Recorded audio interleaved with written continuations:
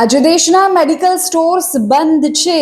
દવા લેવા જવાનું છે બજારમાં તો આ વિડીયો જોઈને જજો। પહેલા ઓનલાઈન દવાઓના વેચાણ સામે વિરોધ। આજે ગુજરાત સહિત દેશભરમાં 8 લાખથી વધુ મેડિકલ સ્ટોર્સ બંધ। આજના સૌથી મોટા અને મહત્વના સમાચાર એ છે કે આજે મેડિકલ સ્ટોર્સ બંધ થઈ ગયા છે।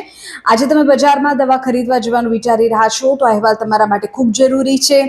ઓનલાઈન અને ઈ ફાર્મસી પ્લેટફોર્મ પર જે રીતે દવાઓનું વેચાણ થઈ રહ્યું છે તેના વિરોધમાં all India organisation of chemist and druggist દ્વારા આજે દેશવ્યાપી બંધનું એલાન આપવામાં આવ્યું છે। કેમિસ્ટ એસોસિએશનનો દાવો છે કે આ બંધના કારણે આજે દેશભરમાં અંદાજે 7 થી 8 લાખ જેટલા મેડિકલ સ્ટોર્સ બંધ રહેશે।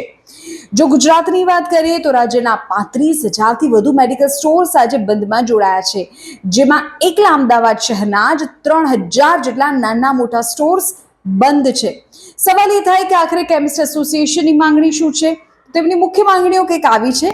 ઓનલાઈન દવાઓનું વેચાણ ઈ ફાર્મસી કંપનીઓ દ્વારા આપવામાં આવતા જંગી ડિસ્કાઉન્ટ પર રોક લગાવવામાં આવે, નકલી દવાઓના વેચાણ સામે કોઈ કડક કાયદો ઘડવામાં આવે, ત્રીજું રિટેલ વેપારીઓનું માર્જિન વધારવામાં આવે જેથી તેઓ બજારની હરીફાઈમાં ટકી શકે। જો કે આ હડતાળ વચ્ચે સામાન્ય જનતાને ભારે હાલાકી ભોગવવી ન પડે તે માટેની વ્યવસ્થાઓ થઈ છે। ઇમરજન્સી સેવાઓ સાથે જોડાયેલા મેડિકલ સ્ટોર્સ અને હોસ્પિટલ્સની અંદર આવેલા મેડિકલ સ્ટોર્સ ચાલુ રાખવામાં આવ્યા છે।